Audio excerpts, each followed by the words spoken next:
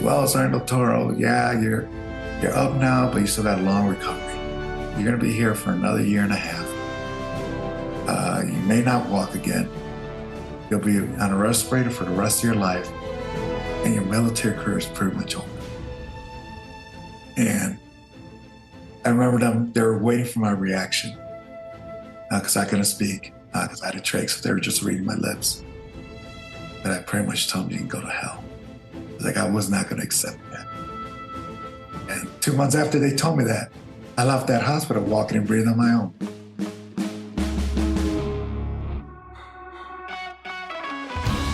Heroes Behind Headlines with Ralph Pizzullo. Welcome to Heroes Behind Headlines. I'm your host, Ralph Pizzullo. Today, we're honored to welcome a man who fully epitomizes the word hero, the amazing and inspiring Air Force Master Sergeant Israel Del Toro, Jr., also known as DT. On November 5th, 2005, DT's life changed in a flash of light when the Humvee he was riding in ran over an IED in southeastern Afghanistan. The resulting explosion and fire burned over 80% of DT's body. Transported back to the States in a coma, doctors gave him only a 15% chance of survival. What they didn't count on, however, was the promise he had made to his father, who died when DT was 12, to look after his brothers and sisters. The promise he had made to his wife, Carmen, to return home from Afghanistan safe. And finally, the promise he had made to his young son that he would never let him grow up without a dad. Up to that point, no one fully appreciated the depths of DT's commitment to others or the extraordinary strength of his heart, mind, and spirit that would pull him through 4 months in a coma, over 150 surgeries, and the agony of recovery to make him the truly inspirational human being he is today. The first 100% disabled veteran to re-enlist in the Air Force. It's my great, great honor to welcome Master Sergeant Israel Del Toro, Jr. as today's hero behind the headlines. DT, thank you so much for doing this. What a wonderful, inspirational book. I recommend this to anyone who's listening. You need to read this book. It's what a testament to the human spirit and will. And thank you so much for being on the podcast. Oh, thank you for having me, Ralph. It's an honor. DT, let's just jump in. So your book is really about a series of promises like that you've made to other people. And one of them was to your father. Can you start with that? Can you talk about that? My dad, I lost him when I was 12 years old, but the last year and a half of his life, he wasn't working. He was on a respirator. He had issues with his lungs. And so he had gone to Mexico to try and see if he can get, other opinions, or if they can help him. And on January 25th, he had called us and, he talked to everyone and I was the last one to speak to him. And we had our normal conversation. How's everything? How you behaving? Listen to your mom, the normal thing a dad will ask his 12-year-old kid. Yeah. And then he says the weirdest thing to me. And it's like, he's like, son, it's like, I need you to promise me that you'll always take care of your family, that you'll take care of your brothers and sisters. And I was like, 12-year-old kids are like, sure. All right, Dad, sure. Yeah. Not thinking nothing of it, Yeah. Because, I was the oldest. Mm-hmm. He's like, oh, now I'm not around, you're the man of the house. So I was like, okay, yeah, Dad, I promise I'll take care of my brothers and sisters. I'll take care of my family. Not knowing, the next morning, coming home from school and seeing two of my older cousins waiting for me and my brothers and sisters and my mom. And, normally, they're all happy and I'm all happy to see my older cousins. Right. But they had a somber face and we walk in the house and, they they tell my mom to tell us go to the room, and they take her to the dining room. And, to me, again, as a typical 12-year-old, I'm wondering what's going on. Yeah. And I'm peeking because from my room, there's a kitchen and then the dining room. And from my room, I can see, if I just go outside the door, I can see where they're talking. Yeah. And I can't tell what they're saying. And I just see my mom just fall to her knees and just wail. Wow. And I knew instantly what had happened. Yeah. Wow. And then your family life certainly dramatically changed after that. Yeah, it was just us. And then, again, I talk about it in the book where I felt like I was cursed. Yeah.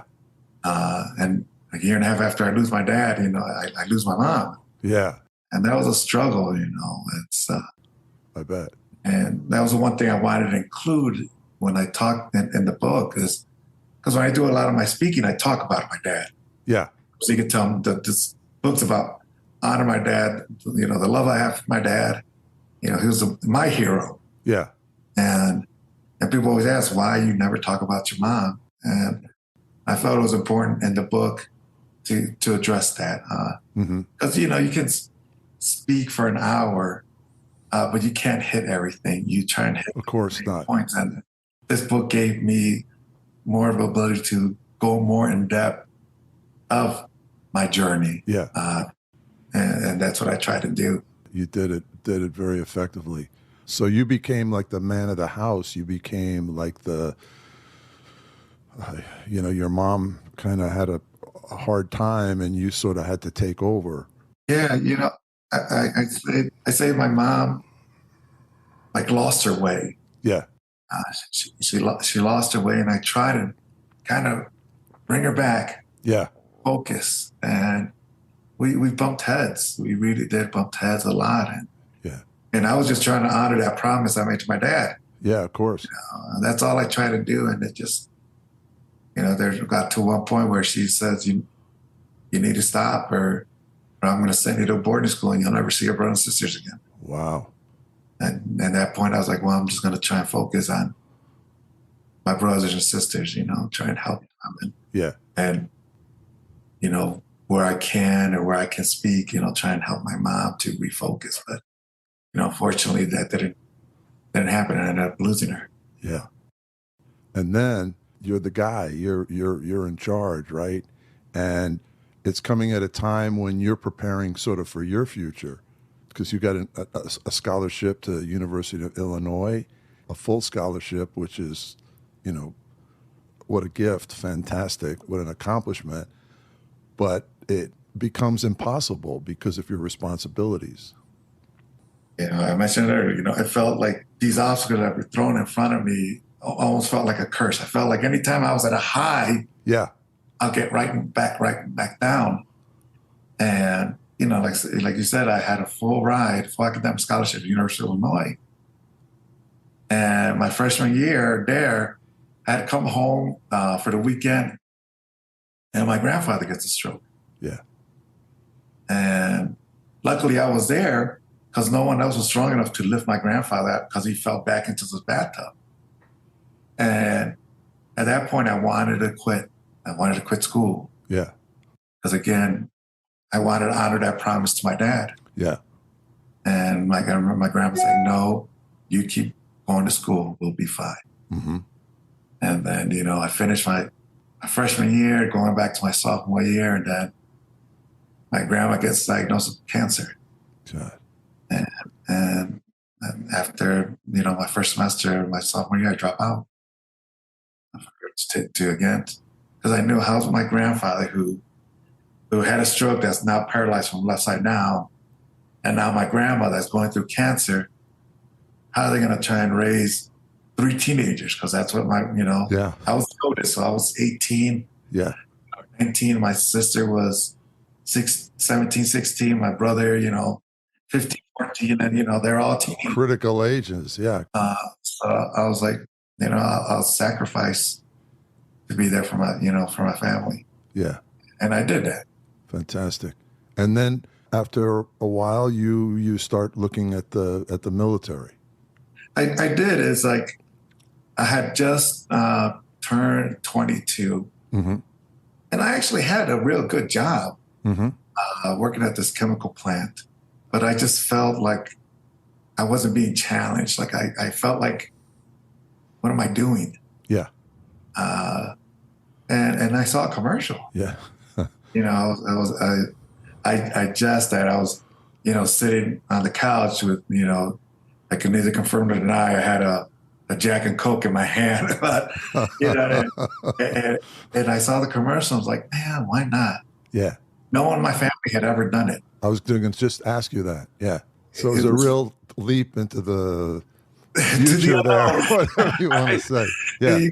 And I remember me telling my grandma that, I was doing it. Yeah. And she didn't like it. Yeah. I remember once I did join, I went in and I would call. She would cry every time. And, thank God she wasn't around when I finally, obviously, because, I got hurt. Yeah. Yeah. Oh my God, I think I would have caused her death. Yeah. Still around. Yeah. But I just went in, and when I went in, I wanted to do. Well, I grew up we grew up on the age of Rambo. Right, of course. Who didn't want to be this long-haired, chiseled body? Yeah. Beast. And obviously, I don't have the long flowing hair anymore, and my son says I have more of a dad bod than a chiseled bod. But at the time, I that's who I wanted. I wanted to be like that guy. So sure. So when I remember the recruiter came talking about my career field as a TACP, a tactical air control party. Yeah. Guys that call in the airstrikes that are down on the ground. Yeah. Making a difference. Important role. Yeah. I was like, I want to be that guy. And again, I wasn't taking anything away from any other career fields in the military. Sure. They're important. Yeah. But I wanted to be that guy when my grandkids are asking me, and I'm on my rocking chair, says, Grandpa, what you do in the military? Right. I wanted to have that raspy old man voice. Well, I would have the raspy old man voice and say, I killed a lot of mofos when I was in the military. I wanted to be that grandpa, but that's, I just felt like, okay, I want to do this. I want that challenge. You're in the military for a short period of time, and you take one of your, I guess, R&R. You go to Mexico, right? When I went to Mexico the year prior, I had lost my cousin. Who was like a brother to me. Mm-hmm.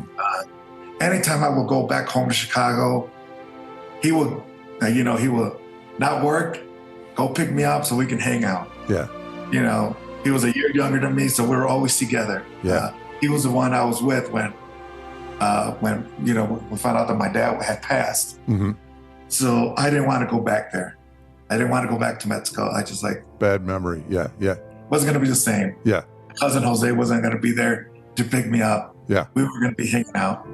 So I was like, you know what? I'll go to Mexico. I'll go visit my grandma on my dad's side, who I hadn't seen in, I want to say 8-9 years. Mm-hmm. So I go down there thinking, I think I was 24 at the time. Yeah. I'm going to this small town where, girls outnumber the guys 7-1.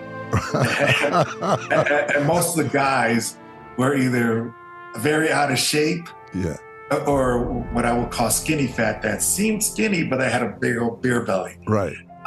And here's this guy that, is just chiseled. Here comes Rambo. Yeah, here comes Rambo. And I'm thinking, I'm just going to have fun out there. And not thinking anything of it. Yeah. That I'm going to meet my future wife. Yeah. On that trip. And that's what ended up happening. Carmen. Yeah. Fantastic.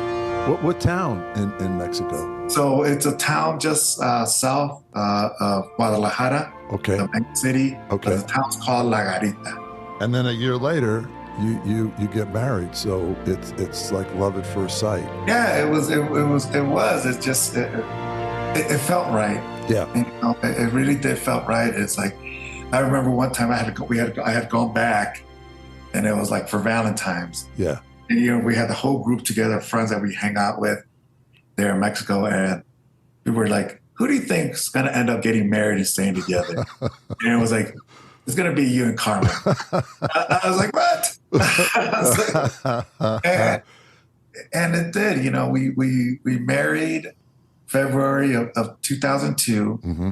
And the reason we started the process, got married, because we wanted to start the process of me bringing her to the States. Yeah, sure. Because I knew it was a long process. Yeah, yeah. And so I wanted it's like, we'll get married by the court right now. Yeah. Eventually we'll get married by the church. Right. That was very important for her and her family, and of course, and my family also. Yeah. So in the year, so we met. What was it? Just before 2000, and we married. 2000. We married 2002, 2001. Uh-huh. She's more better at telling me. She's like, sure. I was like, how long have I been married? She's like, you better know how long you've been married. Right. Yeah, I get tested every year when that comes around. All right. And then your son is born August 21st, 2002. Yeah. So, So in November 2021, I proposed to her. Yeah. We met, November 2001, I proposed to her. And November 2000 is when I met her. Yeah. And then we get married February of 2002. Yeah. And that was a surprise. People's like, well, did you guys get married because, you're going to have babies? Like, no. It's like, we already had this planned. Right. We're going to do this. He just, he came a little earlier than expected.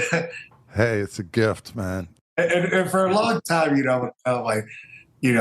my son, once he got older, he started doing the math. He's like, yeah, right. Dad, you guys got married in February 2002. I was born in August. Yeah. I was like, hey, of course, he throws, what happened to waiting till you're married, blah, blah, blah. Son, you weren't due until November. You were early. Right. He's like, you're right. And then you make him a promise, like you made your dad, right? I do. I made him a promise that, that I will never let him grow up without his dad like I did. Because my dad was everything to me. He was, I stopped playing soccer because my dad wasn't around anymore. I didn't play soccer until I was in the military again. Yeah. When I was in the, that would have been 98 when I started playing soccer again. Wow. I stopped in 88. Yeah. And so, anytime, like I said, he was everything. I stopped playing sport, my soccer, because, that was our thing. We would go see soccer matches, he'd go, I played baseball, but he liked more soccer. Yeah. And so I was like, you know what? I'm not going to let my son let that happen to him. And I'm going to, make that promise. And which is kind of naive as, a young guy, don't know. You can't make that promise. But for me at that time, I was like, I'm not going to let him grow up without his dad like I did. Right. I know what it was like. It's not going to happen to him. Yeah. Yeah. Not going to happen to him. Yeah. Yeah. And well, it, almost did. Yeah. And it became an important thing for you too, right? Yeah. It kept me going. It kept me going a lot. Yeah. So you go off, you have two deployments where you can't take your family, and then you go to Italy with your family, and that must have been great. Yeah, it was. I always wanted to go to Italy. That was my goal. I joined the military to go around the world. Yeah. And I didn't want to be the guy like, okay, I joined the military and I just wanted to stay in the same area. I was like, no, what's the purpose of that? And when I got orders, because I was in Korea, and I was like, I got orders that you're going to hit Italy. I'm like, all right, cool. Yeah. But I had a friend of mine who was my supervisor in Italy. We were together at Fort Bragg. Yeah. And he tells me, hey, man, I just want to give you a heads up. You're going to head out in August to Afghanistan for about 7-8 months. Oh, wow. I'm like, crap. And he told me about, I want to say November timeframe. Yeah. And I was like, well, how am I going to tell my wife? Yeah. I was like, I was just in Iraq. I got back from Iraq. I was home for 4 months, then they sent me to Korea for a year. Yeah. And now we're going to Italy. And 6 months after we get there, I'm going to head out for Afghanistan for 7, 8 months. Yeah. And so I was nervous. I didn't know how I was going to tell her. Yeah. And I had this master plan in my head. Yeah. I was like, well, my wife's hardcore Catholic. She loved Pope John Paul II. Yeah. And my plan is like, you know what? I'm going to take her down to Rome, and we're going to see the Pope, and then I'm going to tell her. She can't yell at me in front of the Pope. That's my thought process. That's right. That's right. Well, anyone knows the history of Pope John Paul II. They know he dies April of 2005. Yeah. So I'm like, crap. I was like, now I got to think. I was like, well, we'll go to the funeral and I'll tell her there. Can't yell at me in front of the funeral. Yeah. Well, again, Italy's full of Catholics. Yeah, there's a lot of people. You couldn't fly. You couldn't drive. You couldn't take a train into Rome. Yeah. It was just packed. Everything was shut down. Yeah. So I was like, all right, we'll go afterwards. Well, afterwards is now June. Yeah. I'm heading out August. Yeah. So we're there by the ruins, by the Colosseum. And I have my 2-year-old son in my arms. And just in case if I tell her she wants to attack, I'm like, sorry, son, you can't. And so I was like, hey, hon, I got something to tell you. She's like, what? I was like, I'm heading out to Afghanistan in August, and I'll be gone 7 to 8 months. Yeah. And doesn't say a thing. Yeah. And in my head, I'm like, oh my God, this worked. Yeah. I was like, I am brilliant. And we get back to the hotel, and man, as I tell people, it's like I saw the devil face. Yeah. And anyone that has a loved one, a spouse, knows that face. Like, sure. Oh crap, yeah. And we get into it, and it's my fault. I knew since November. Yeah. And I waited till June to tell my wife I was going to head out. Yeah. And we're getting into it, and at one point she gives me an ultimatum, and she says, "After this enlistment, you're getting out, or we're done." Yeah. And it wasn't because she was being vindictive. Yeah. I had made a promise to my son that I'll never let him grow up without his dad. Yeah. But she pointed out, your son is growing up without his dad. Yeah. Because you're gone for months. Yeah. And you come back and he doesn't recognize you. And then he starts knowing you're gone again. Yeah. He was about to turn 3 years old, and he knew me maybe a total of 6 to 7 months. Yeah. Of 3 years. So he was growing up without his dad. Yeah. Yeah. That's tough. Yeah. But, luckily we were able to push that aside. That's how great, my wife was. She put that aside and let me focus of going down range. She didn't want that to be bothering me. Right. It's like, we'll talk about this afterwards. Right. And then, we headed out. I headed out in August, and I was out there until the day I got hurt, which was December 4th of 5. In 2005, when DT deployed to Afghanistan, the U.S. war effort there was in transition. After we had driven the Taliban out of power and chased al-Qaeda leader Osama bin Laden out of the country in late 2001, Secretary of Defense Donald Rumsfeld famously declared the end of major combat. Foreign policymakers predicted a period of stability, stabilization, and reconstruction would follow.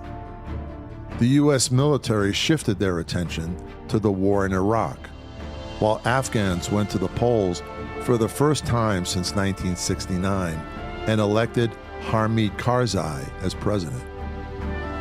Despite the electoral gains, the Taliban used the diminished U.S. and NATO military presence to rebuild and regroup. The year DT deployed to Afghanistan, 2005, witnessed a dramatic increase in violent attacks across the country.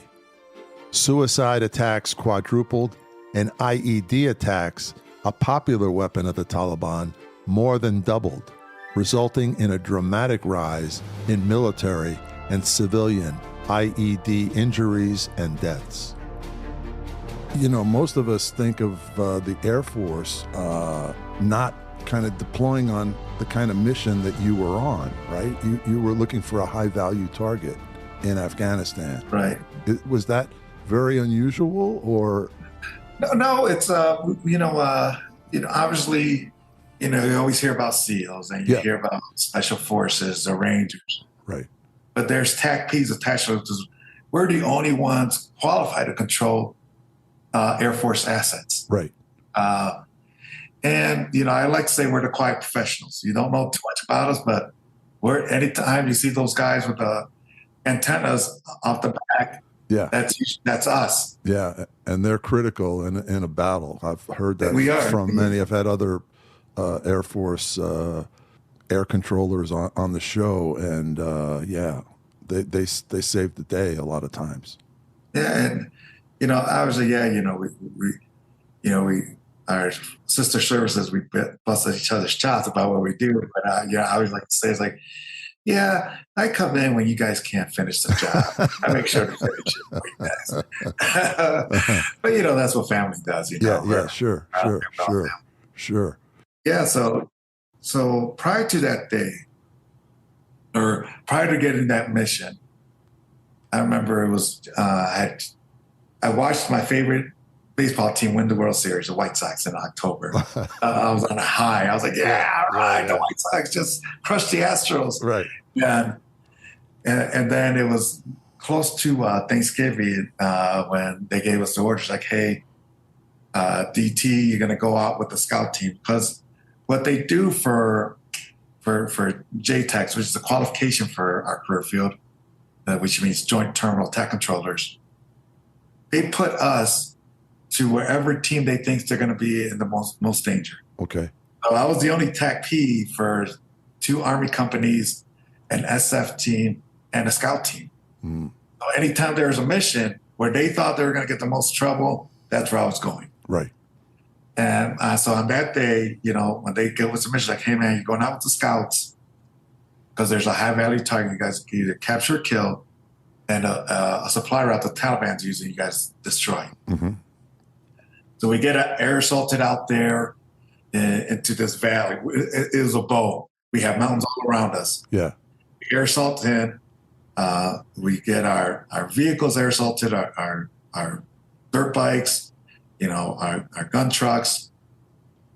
And then we kind of take over this little compound. And that's what we're using at base of operations. Mm-hmm.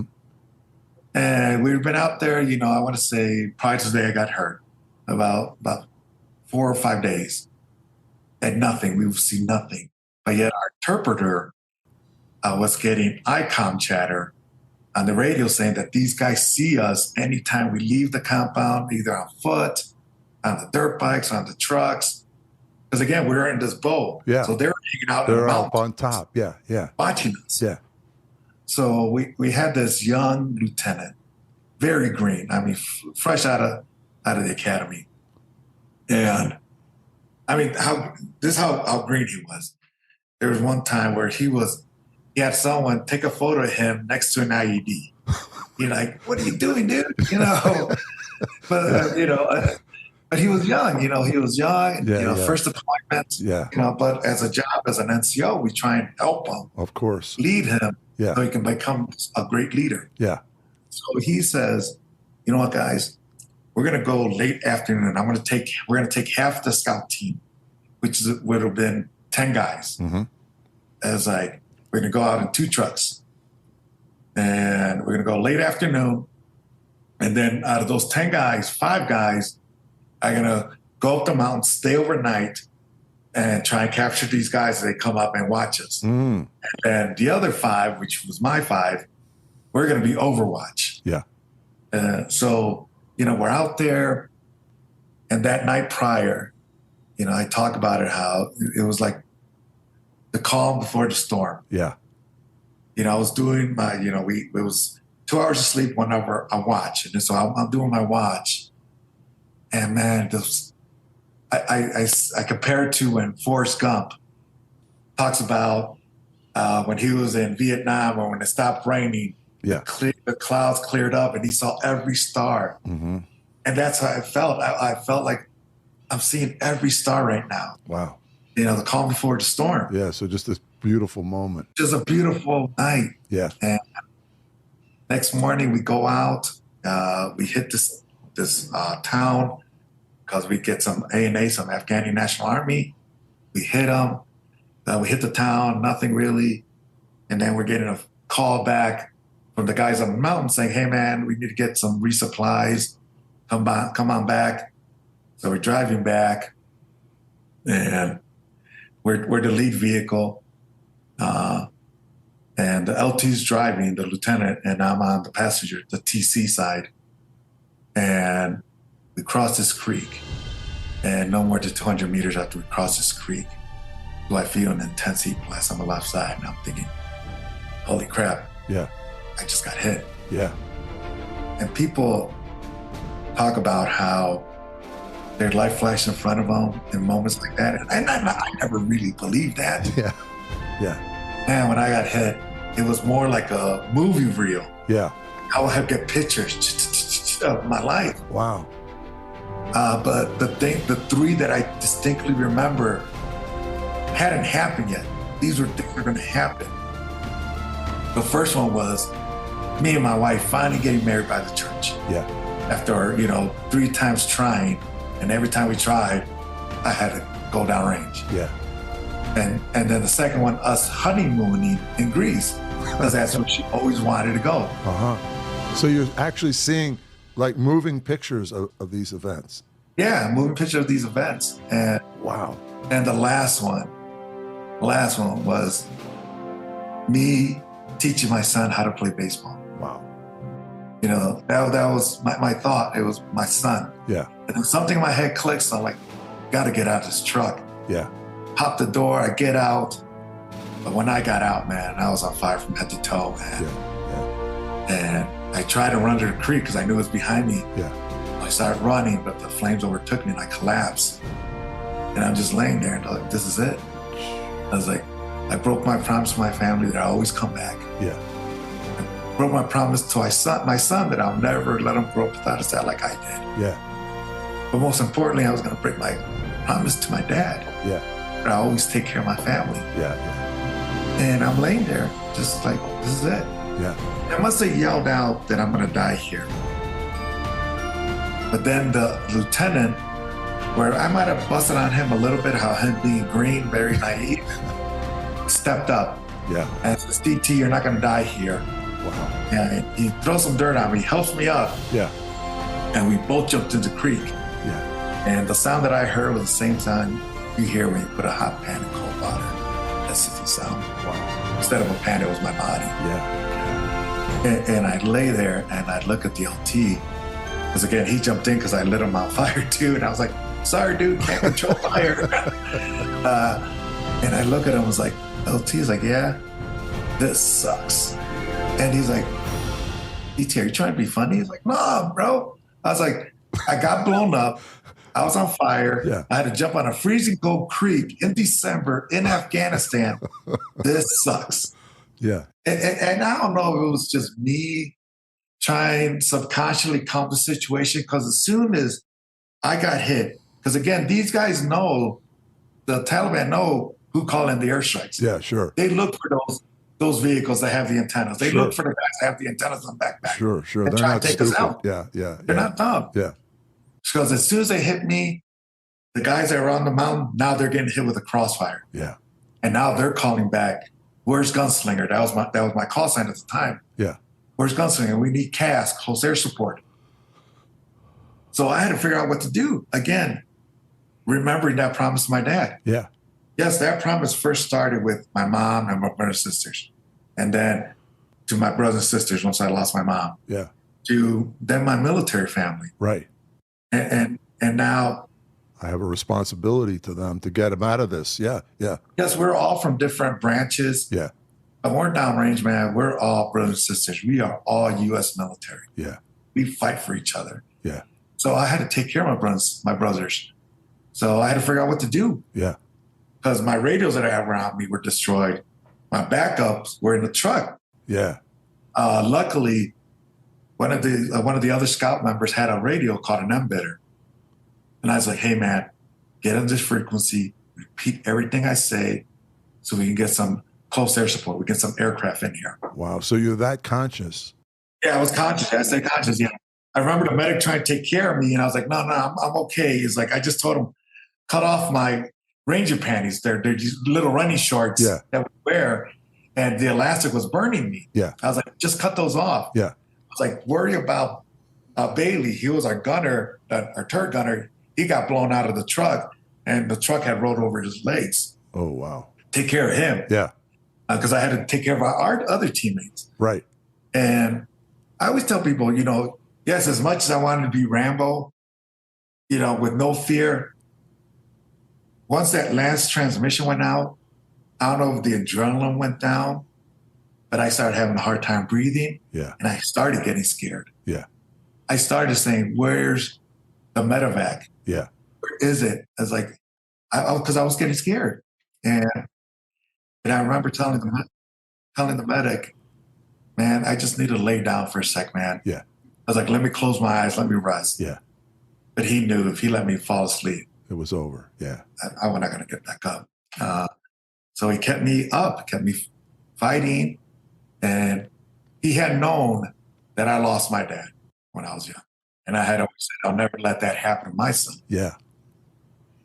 And so he found my spark. Because I like to tell people we all have a spark. Yeah. Which is kind of funny, a burn guy saying we all have a spark, But we do. We have something inside us that keeps us pushing, keeps us fighting. Sure. Sometimes we can find it on our own. Yeah. Sometimes you need help. That's right. My medic helped me find my spark. Yeah. Started, DT, come on, fight for your son. Yeah. Said you'll never let him grow up without his dad like you did. Yeah. Fight for your boy. Yeah. He's making me saying it, and screaming it. And then he says the weirdest thing. He's like, come on, DT, fight for your son so you can teach him to be a pimp. And I'm like, did he really just say that? And he says it again. Yeah. Come on, DT, fight for your son so you can teach him to be a pimp. So there's Sergeant Del Toro, butt naked in Afghanistan, yelling at the top of his lungs, I got to fight for my son so I can teach him to be a pimp. Wow. But, it worked. Yeah. Do whatever you can to keep your guy motivated. Gee, how did he come up with that, man? That's amazing. Later on, after I was in the hospital and he came visit one time, I was like, hey, man, why did you say that? I was like, I don't know, bro. It just popped in my head. Wow. It was like the perfect thing, though, right? It worked because it kept me up. Yeah. It kept me till the helicopters came. Yeah. And I remember they wanted to carry me. I was like, oh, hell no. Yeah. I walked into this fight. I'm going to walk out of it. Wow. And so I lifted my naked butt to the helicopter thinking, oh, thank God, I'm going to rest for a little bit. Yeah. I remember going in and out on the helicopter on the flight to our forward operating base. I remember them taking me out of the helicopter, taking me to the field hospital, seeing some of my other teammates there, the doc cutting off my watch and telling me you're going to be okay. Yeah. And that was December 4th, 05. I wake up March of 06. Wow. Wow. The 4 months I was in a coma. And you don't remember anything of that period? Not a thing. It doesn't, I tell people, it doesn't really hit you until a year later. Yeah. And I say that because, again, I was a big baseball fan. Yeah. Yeah. I remember it was like January of 2006. And I'm watching SportsCenter. Yeah. And I hear it's the anniversary of Kirby Puckett's death. Yeah. When did Kirby Puckett die? Yeah, right. Oh, he died when I was in a coma. Yeah. Jeez. That's when it really hits you like, wow, 4 months of my life. According to the Mayo Clinic, a coma is basically an umbrella term for a long state of unconsciousness, which can be caused by a massive array of different health problems.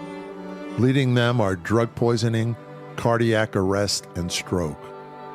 Approximately 15% of all comas are the result of trauma. Since a coma prevents a person from using their muscles, it's likely to cause them to atrophy. In the case of a severe head trauma, like that which DT suffered, a coma slows blood flow and metabolic rate which has the positive effect of reducing brain swelling. Essentially, your brain is given a timeout to recover.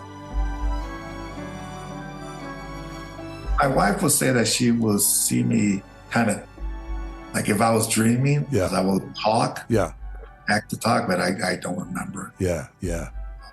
And then so then you end up in San Antonio, and your wife is still in Mexico.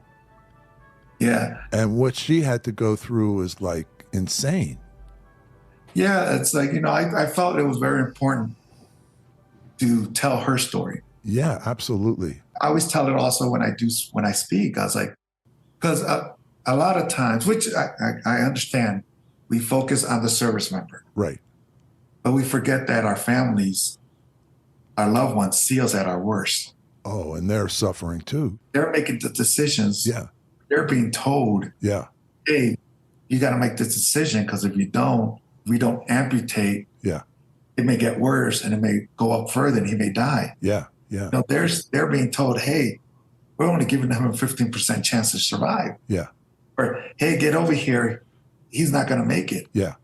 So I felt it was very important to tell her side, tell her story. Because yes, my story kind of pauses while I'm in a coma. Yeah. It really does. No, and her story is important, very important, because, they just sort of forget about her in a way.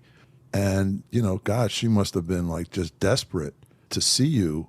And they're not even letting her in the country. And at a certain point, they tell her to go to the border, and try your luck.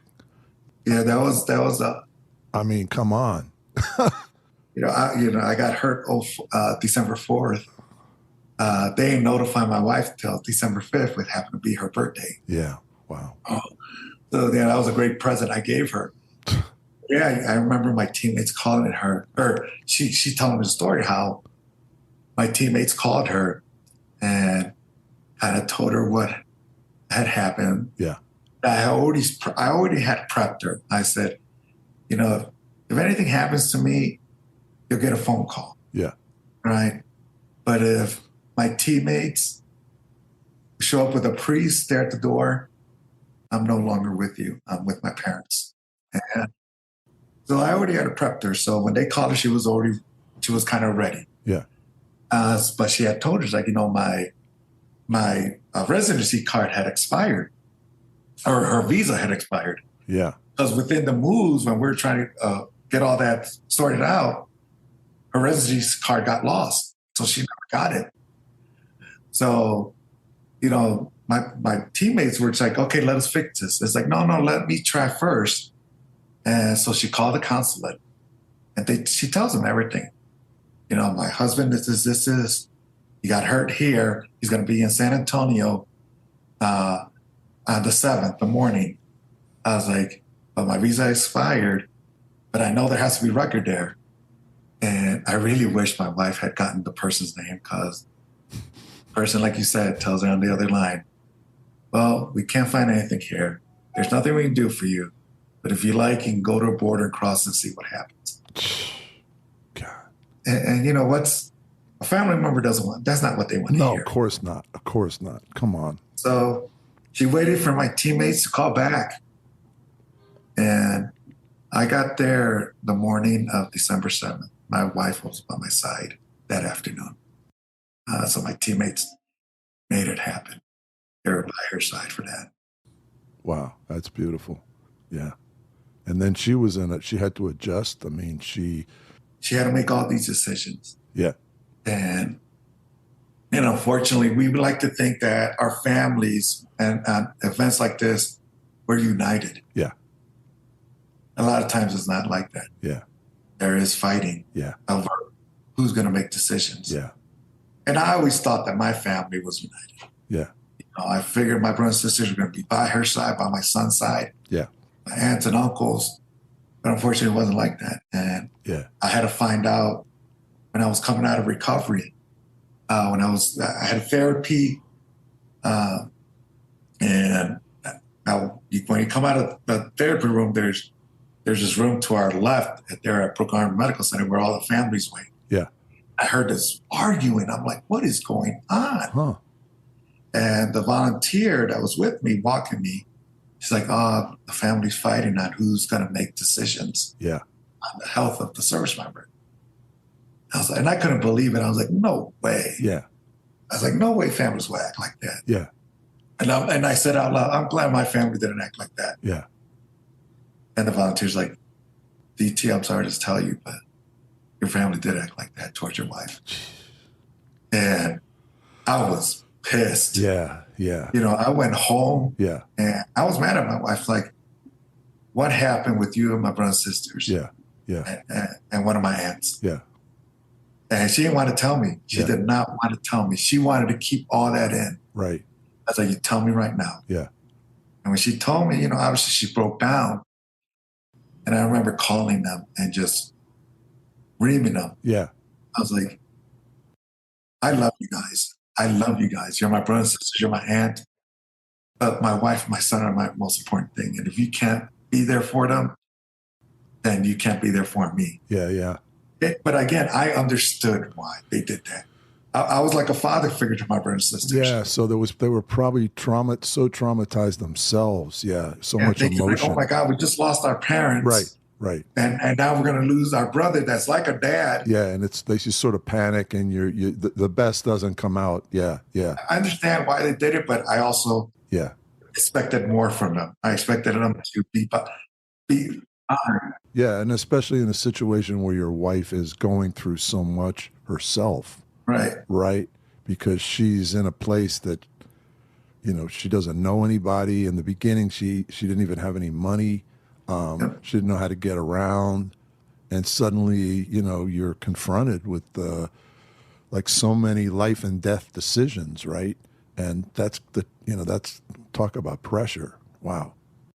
Yeah. But, you know, people ask me, what inspires you? What motivates you? And I tell that story to my wife. It's like, here's this woman that got told that her husband is probably not going to survive. Comes over with my 3-year-old son, doesn't speak any English, barely speaks very, very, very little English. Yeah. And she's making decisions. Yeah. She's getting it done while trying to take care of me and my son. Yeah. And, you know, learns how to take care of me. Yep. You know, learns how to drive. Learns how to, you know, speak English. Yeah. And then, you know, gets her GED. Yeah. And then, you know, gets her license as a stylist here. Yeah. Wow, she already had her license in Mexico. Yeah. I was like, that's what inspires me. Yeah, yeah. No, she's a strong woman. Strong woman. Yeah. Yeah. She really stepped up. She did. And because, you know, there's a lot of guys and gals that their loved ones that have stayed by their side. Yeah, I know. Yeah. And left. Yeah. Yeah, I know. And hell, and yeah, my wife did. Yeah. Well, God bless her, man. Yeah. Yeah. Yeah. And that's what I think would help me get through it, because I had her. I had my teammates. I had my family. Because I tell people, you can't do it on your own. To date, DT has undergone more than 150 surgeries. It's just one measure of the enormous challenges he's had to overcome. As he points out, people suffering serious injuries depend on the support of families and friends. Their importance should not be discounted. Relationships between people who have suffered life-changing injuries and their partners should optimally be mutually supportive. Life-changing injuries pose massive adjustments for all involved, as recovery patients lean on partners for emotional support and sometimes for physical care, and call on them to give them hope throughout the rigors of recovery. DT, there's a very moving part in the book and a difficult part. It's when you come out of the coma and you catch a glimpse of yourself, a reflection of yourself in I guess, the glass partition. And you can't even be like, who the hell is that person, right? Because I guess you have, you've been in a coma, you have no sense of what you look like. Yeah, it's, I call it my darkest hour. Uh, it's never throughout my recovery that I wish I died. Not once. People have asked me, "Did you ever wish you died?" It's like, no. It's like, except for one time, my darkest hour. So most people don't realize when you get burned, it's not the burns that kill you; it's the infection. Yeah. So they skin you alive, pretty much. Yeah. And they got to regrow the skin. Yeah. And then to kind of ease you into your new self, they cover all the mirrors. And ease you into that transmission. Right. I was, my wife and my therapist, I call my guardian angel, this tall, 6 foot something, bald white dude, the gentle giant. Yeah. Help me go to the bathroom. They're kind of carrying me, and I slipped, and I don't know which one tried to grab me real quick, but when they did, they kind of pulled the sheet off the mirror. Oh, okay. And I see myself. Yeah. And then I kind of know I didn't look like myself anymore, because obviously I could see that I lost fingers. Sure. But in your mind, you kind of think you kind of still look the same. Right, of course. But people think, oh, this ain't bad, what you look like now. It's like, no, this is over 100+ procedures done on my face. Yeah. This ain't what I look like. Yeah. I had no nose. I had no upper lip. Yeah. And I just break down. Yeah. I break down and I tell them, you should have let me die. Yeah. Wow. And it wasn't a vanity thing, I tell people. Yeah. It was like, I was 30 years old at the time. And that 30-year-old man thought, I look like a monster. What's a 3-year-old son gonna think? I don't want him to be afraid of me. He was my spark. He made me go push, and the fear that my son was gonna be afraid of me crushed my soul. Yeah. And for like 45 minutes, I was like, just crying. Yeah. I should have died. I should have died. Yeah. My wife's like, no. And I remember Gary's like, DT, no. It's like, you don't know how many people you inspire, how they see you push yourself every day, go through the most intense pain that a human can go to, just so you can be with your family. Don't give up. I don't care. I want to die. Yeah. And then he says, like, DT, it's like, all your son wants is his dad. That's all he wants. Because I hadn't seen my son since August of 2005. Yeah. Yeah.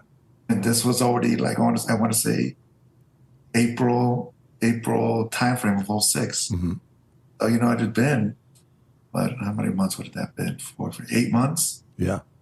And I hadn't seen my son. Yeah. And luckily, I was able to, we were able to push that back on the head, back in my mind, but it was always still there, that fear. Yeah. Yeah. It's like, first time I'll see my son, he's going to run away from me. Yeah. And when you had come out of the coma, correct me if I'm wrong, I think they said it was going to take you a year or a year and 2 months or something like that, a year and a half before you could go home, before you could walk and, manage yourself. Yeah. When I woke up, they tell you what had happened. Do you know where you're at? And obviously I didn't know. I was in the coma for a month. Did you know the date? No. They tell you what happened, how they want to give you 15% chance to live. Yeah. How you almost died 3 times. And then they go into your what's going to happen in the future. Yeah. Like, well, Sergeant Toro, yeah, you're up now, but you still got a long recovery. You're going to be here for another year and a half. Yeah. You may not walk again. You'll be on a respirator for the rest of your life, and your military career is pretty much over. Yeah. And I remember they were waiting for my reaction. Yeah. Because I couldn't speak, because I had a trach, so they were just reading my lips. But I pretty much told them, you can go to hell. Like, I was not going to accept that. And 2 months after they told me that, I left that hospital walking and breathing on my own. Wow. Wow. Amazing. Amazing. Amazing. Amazing. And when you walked into your house, which you hadn't been to before, right? Your wife had arranged all this with the help of the military. Your son sees you for the first time. Can you describe that? I come in, And I looked like a mummy because I was completely wrapped. All I had was a baseball hat on, Yeah. And obviously a shirt, but everything else, all my skin was wrapped. Yeah. I literally looked like a mummy. And I walk in, and I remember seeing some of my teammates there, one of my aunts there, my brothers and sisters, and my wife saying, Weddle, that's his nickname, Pop Weddle. It's like, Weddle, Papi's home. And I remember him running out. I hear his little feet. He ran like a little penguin. And he comes out and sees me and freezes. And all these fears start coming, boiling back up. I was like, oh my God, he's terrified of me. But he tilts his head to the side, and he looks at me and he's like, Papi? I was like, yeah. And he comes up and gives me the most amazing hug I've ever had. Wow. One of the best moments in my life besides seeing him born. Yeah. And I remember my wife was like, don't hurt your dad. I was like, shut up, woman. Let me hold my boy. Yeah. And Gary was right, man. Yeah. My kid didn't care what I looked like. He just wanted his dad back. Wow. And it was just an amazing moment. That's beautiful. That's so beautiful. Yeah. Wow. And then you find out that while you were in a coma, President Bush had stopped by and given you a Purple Heart. Purple Heart, yeah. Yeah, it was crazy. It's like, because when I was in the hospital still, I saw guys getting their Purple Hearts. I'm like, hey, man, when am I going to get mine, And they're like, you already got yours. I'm like, well, when that happens? Well, when you were, in a coma. It's like, well, who gave it to me? President Bush. I was like, boy, I wish I could have remembered that. You have a picture? You have video or something? I gave you a picture. I got a picture, of him, when he was there. And it was crazy. I was like, wow, I had the president give me my Purple Heart, and I don't even remember it. Yeah. That's amazing. And your wife describes it to you. Yeah. Wow. You start recovering. You're still going through the recovery process, and there's more surgeries. I think you said it in the book, there's you went through over 150, which is just unbelievable. You start becoming an advocate for burn victims because you start to see that you and other burn victims are treated differently, which is just, kind of, you explain it, but, just to somebody who hasn't been exposed to any of this, you just go, well, this is, how can this happen? Yeah, it's, at the time, so many of the injuries were severely burned. Yeah. And our therapy room was like the size of a living room. Yeah. But yet the amputees had this humongous therapy room. Yeah. And we felt like we were second-class citizens. Yeah. And this part, I started, again, that promise to my dad, take care of family. Yeah. Did I miss being with my teammates out downrange? Yes. But I knew, these guys here are now my teammates, and I had to take care of them because if I was wounded, I was still an NCO in the military, and the job as an NCO is to take care of his team and make things better for them, even though they may never see the benefits. Yeah. I became a big advocate for them. I spoke up for them. And I remember the medical center they were going to open up the brand new Center for the Intrepid, a therapy. Yeah. And they wanted us all to show up there. Mm-hmm. And like I said, the burn patients outnumbered amputees easily, I want to say 10-1. Really? Wow. There were so many of us. They wanted us to go to the opening ceremonies because they're obviously going to have their donors there and then some celebrities. But when I found out that they weren't going to have any of us in there, it was just going to be amputees, I was like, oh, so you want us all to be there to show as, a showstopper. Right. And not let us participate because there's so many of us. Yeah. I was like, no, that ain't going to happen. Yeah. So I started telling all the guys, we're not going. Yeah. Yeah. We're not going to go. Kiss our ass. And the leadership of the hospital found out, and they came down to talk to us. Yeah. And I was like, how are you going to ask us to be part of this? Yeah. You're not even going to let us be inside the building. Yeah. It's like, either that change, I guarantee, sir, we're not going to be there. You ain't going to have any burn patients at your little opening ceremony. Yeah. Yeah. And and they changed directions. And I was, my intention wasn't me to be the first one to be in there. Right. I wanted it for my guys. Of course. It's just not right. It's not right. Yeah. I was the first one, the burn patients be there to see if I drop it. Wow. And then you're recovering and you're starting to, you're swimming, you're running. They said you would never walk again. You're lifting weights. You're doing all this stuff. I mean, what strength and will? Where did you find that? From that same inspiration? I found that from not only to show my son that your mind's a very powerful thing, son. Yeah. And if you believe you're going to overcome it, you will beat it. Yeah. You fight. You have that spark also. Yeah. So that helped me. But I wanted not to break the promise to my dad. Yeah. But I really wanted to show those SOBs that left that bomb that you weren't going to ruin my life, man. I was going to continue living and enjoying life. And, it was probably more of stubbornness than anything. Good. God bless. But it helped me recover because sports helped me recover. Yeah. And then you realize some of the visions that you had when you were blown up, right? So you do marry your wife in a cathedral. And that is so beautiful, man. That is so beautiful.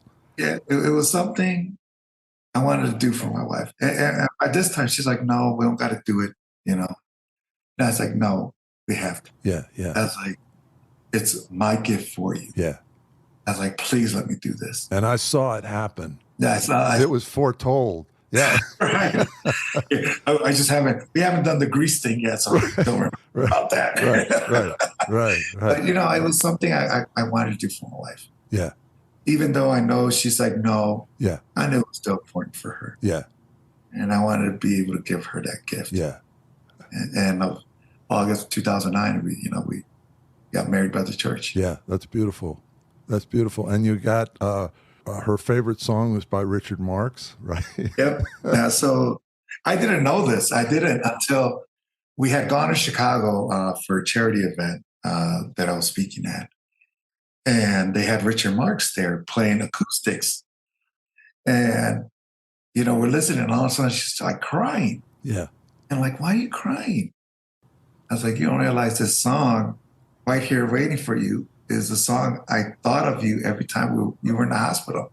Oh, wow. Wow. So I was like, huh? My friend Anna Devantis, she was a news anchor up in Chicago, was real good friends with Richard Marx. I was like, Anna, do you think we can get Richard Marx to sing that song for our first dance? Mm-hmm. That's Carmen's song. I told her, why. Yeah. And it's like, oh, I'm going to call him. Call him up. And he says right away, yes, I will be there. Yeah. And then like a week later, he calls. It's like, oh, BT, I'm sorry, man. I probably should have looked at my schedule. I was like, but I have a concert in Vancouver, I think. Yeah. You know what? I'm going to do the next best thing for you. It's like, I'm going to make a video and they're going to play it for you at your wedding. So the moment comes where the first, song, the first dance, and Carmen has no idea. Yeah. And it's like, and Anna stands up and she presents. It's like, Carmen, DT, Carmen, you don't know about this. This is only me and DT know about, but a friend of ours really wanted to be here to play this for you, but he can't, but he's going to do this instead, record it for you. So they put up a screen and there's Richard Marx talking to us. And of course he's busting my chops. I'm like, really, bro? On my wedding, you're busting my chops? And he's like, Carmen, I'm sorry, I can't be there for you guys to this night, but I know this was your song that he thought of Israel when he was in the hospital. And he starts playing it. And his band's all behind him playing it. Yeah, God. And, we start dancing it and she's crying.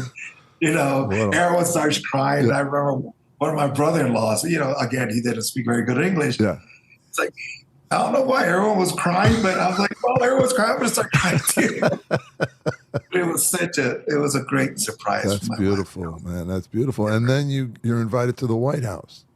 Yeah, I get invited for President Bush's farewell speech. And for, his last day in office. And, we became friends. And Yeah. man, I tell people, it's like, he likes talking smack. And he would just talk so much smack to me. Yeah. There was one time he had called me and I was in the gym. And it's like, DT, what are you doing? It's like, hey, it's President Bush, it's W. I was like, hey, sir, how you doing? It's like, oh, I'm here in the gym getting my workout in. It's like, about time, maybe you keep up with me. I was like, whatever, sir. Yeah. And he's like, why'd you leave God's country? Because I had moved to Colorado from Texas. I was like, sir, I'm still in the military. I got to go when I got to go. Right, it's like, right. If you were still in, you probably could have kept me in Texas if you wanted to. Yeah. Anytime you see me, Yeah. he would just talk smack. That's funny, man.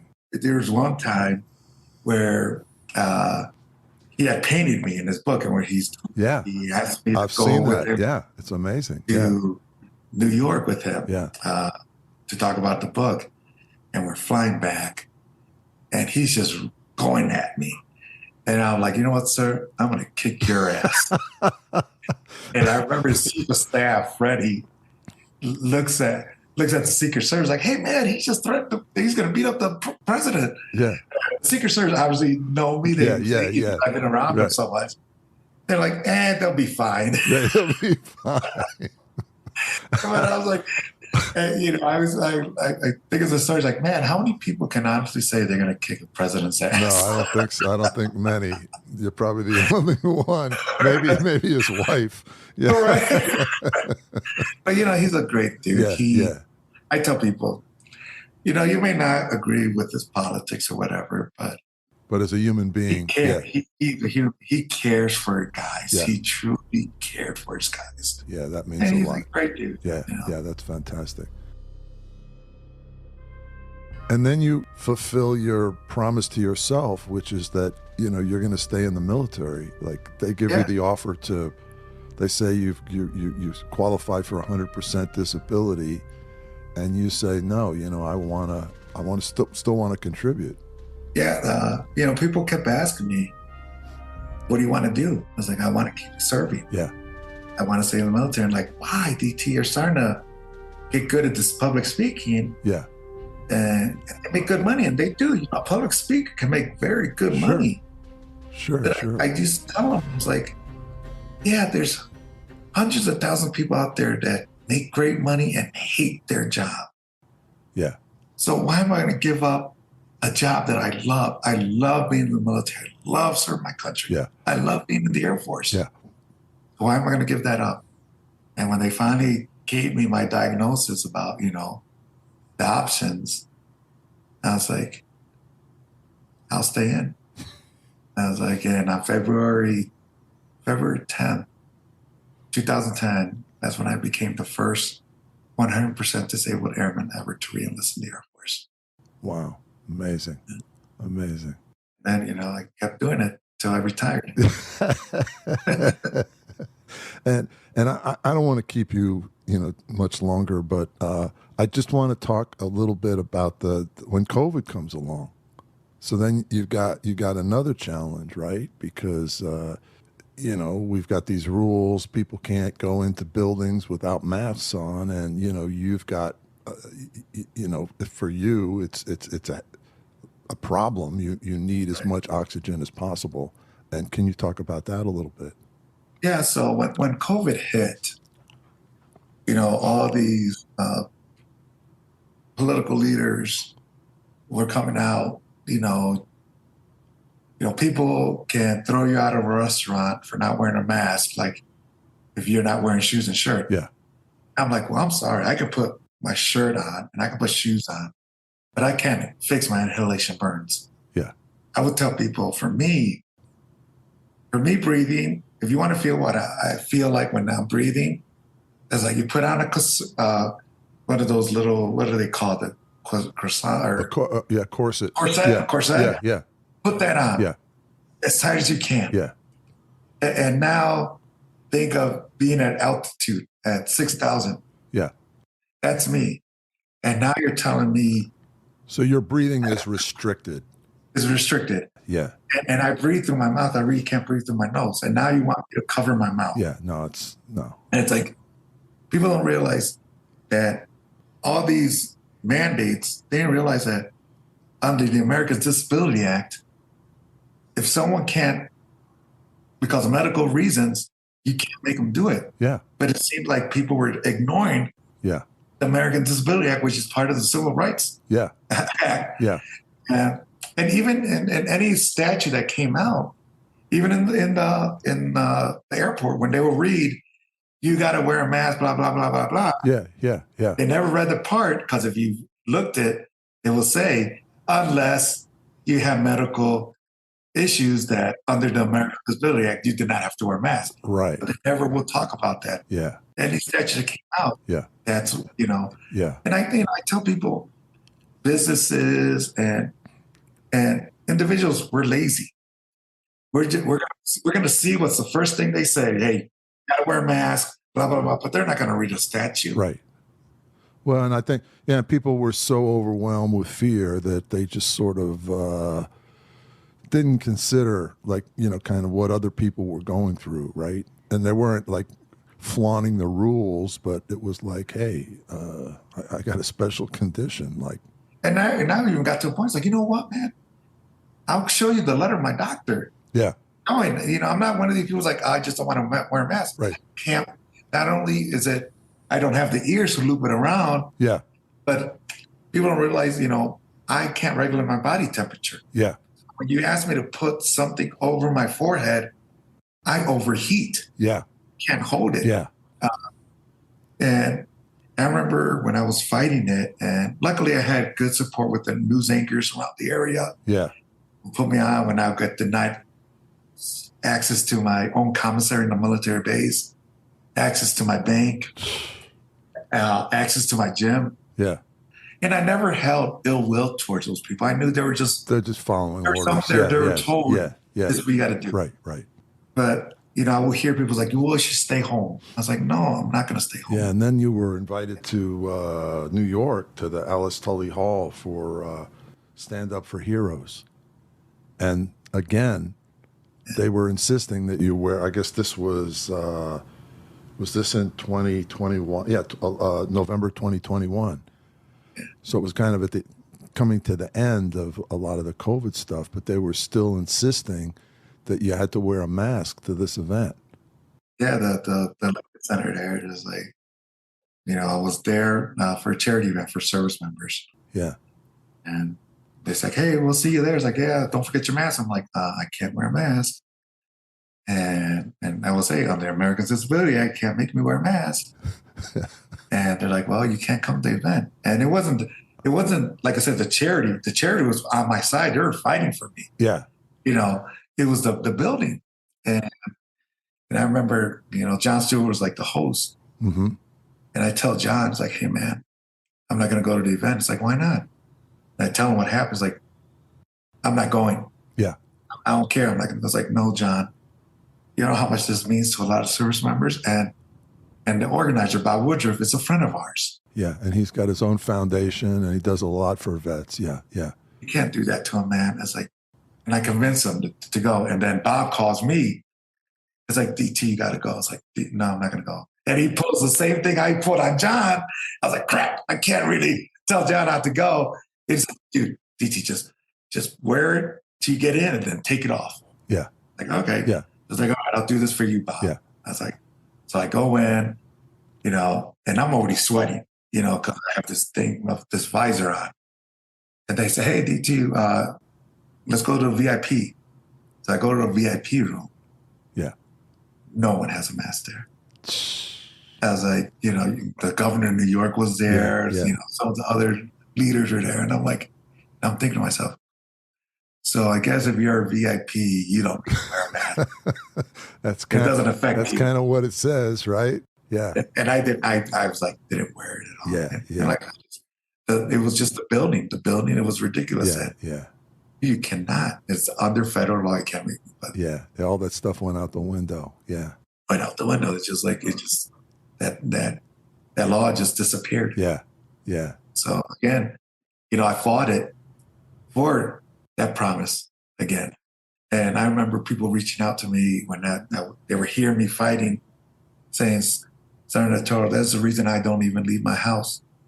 It's like, I can't wear a mask because of my medical condition. I just don't want to go through that. Yeah. I was like, that's bullshit. Yeah, that is bullshit. You shouldn't go through that. Yeah, that's wrong. I was like, I'll be your voice. Yeah.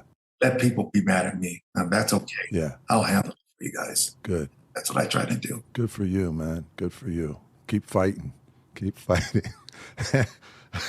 I got that promise I got to keep to my dad. Yeah. And when you won the, you were invited to the Invictus Games, yeah, in 2016, and sponsored by Prince Harry, correct? Yes, sir. And you made a speech there, and and the closing line is, I think, sums up everything, man. What was that closing line? The closing line was, stay strong, finish strong, which I have tattooed on my forearms. Yeah. And never fucking quit. The Invictus Games is an international multi-sport event, first held in 2014, for wounded, injured, and sick servicemen and women, both serving and veterans. The word Invictus means unconquered, and was chosen as an embodiment of the fighting spirit of wounded, injured, and sick service personnel and what they can achieve post-injury. The Games were founded by Prince Harry, Duke of Sussex. At the first event, held at London's Copper Box Arena in 2014, DT took home the silver medal in powerlifting, and in 2016, he won the gold in the shot put. At the opening ceremony for the 2016 Invictus Games, DT's friend and supporter, George W. Bush, paid tribute to him and his recovery. But yeah, it was funny me swearing and being on national TV, and I wonder how close the fine they got for that. But and then being survived by President Bush behind me, I was like, oh shit, I just swore in front of the president again. So DT, thank you so much for doing this. You're an inspiration to all of us. You really are. You just show the strength of the human spirit and the mind. Oh, thanks, Rob. If you could just tell us briefly, what are you doing now? Are you speaking, public speaking, and Yeah, I do public speaking, and people, usually find me on my social media. I have a website, Toro Strong, but they just find me on social media and ask me to come speak. But, I do it because sometimes, like I said earlier, sometimes you can find your spark. And sometimes you just need to hear a story of someone going through what they went through and how they found theirs. How you find yours. Yeah, those stories are very powerful, very powerful. Yeah. And that's why I do it, I never, because I don't see myself as a hero, or when people say that to me, or like an inspiring person, I never will see myself. I say, like, I'm DT. Mm-hmm. I like to hang out with my friends, have maybe, some whiskey and Coke on the side, and play some Call of Duty on PlayStation, with my friends. Yeah. But it didn't really hit me until one time when I spoke, and this young lady stood up in front of everyone and said how she wanted to end her life so many times, and how she heard my story and now gives her hope she can still continue living and enjoying life. And yeah, that's why I do it, because I'm a realist. I know I'm not gonna touch everybody, but those one or two that really need it, man, all that pain, all that suffering I went through is worth it for that one person to find their spark and find value in their life. Yeah, well, we have there's so many people, who are suffering for one reason or another. They do need inspiration, and they do need to understand that, there are people like you who were really in a terrible situation, unimaginable to most people. And yet, you found the will to pull through. And how you found it, I think, is very profound as well. And I thank you for helping me out here and reading my book. And I don't want people to think that this book was just a tragedy, or yes, an overcoming story, but it also had humor because I wanted to show that humor. Well, we laughed a lot today. Because humor is so helpful in your recovery. It helped me a lot. I wanted to make sure that, and Jon Stewart also says, like, dude, you got to show everyone how funny you are. I was like, okay, I'll try. Yeah, no, you got a great sense of humor. I feel privileged to have met you this way. And one last question, we ask everybody this question, and you've sort of already answered it. But who is your hero and why? Besides, my dad, my dad's one of my hugest, that promise kept me going. That promise has shaped me who I am. But also my wife, man. Seeing what she went through and how she came out ahead. Yeah. Is amazing to me, Yeah.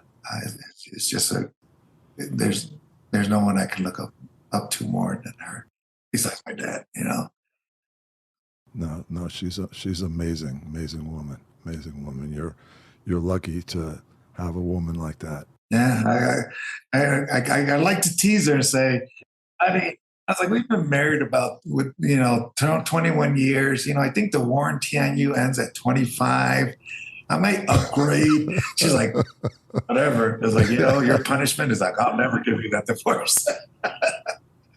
But it's that joy that we have that we're able to pick on each other and laugh and.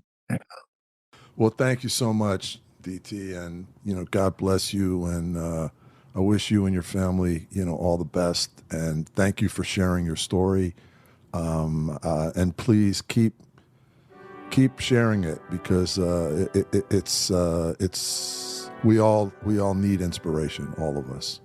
Thank you, sir. I really do appreciate it. And I said thank you for having me on here. Thank you for giving me the opportunity. Today, DT is officially retired from the Air Force, but he continues to fight for fellow wounded warriors throughout the world as he advocates for awareness and effecting change in public policy for wounded, injured, and sick soldiers. Throughout a life of death-defying challenges, he's managed to keep his promises to his dad, his wife, his son, and his country. And in the process, has inspired all of us with his tremendous heart, courage, and strength of spirit. I urge all of you to read his inspiring memoir, A Patriot's Promise, which is a personal testament to promises kept, overcoming obstacles, and what it means to sacrifice for others. It's my great, great honor to name retired Air Force Senior Master Sergeant Israel D.T. Del Toro Jr., today's hero behind the headlines. Heroes Behind Headlines. Executive producer Ralph Pizzullo. Produced and engineered by Mike Dawson. Orchestra and score provided by Extreme Music. Please comment, like, and subscribe to Heroes Behind Headlines.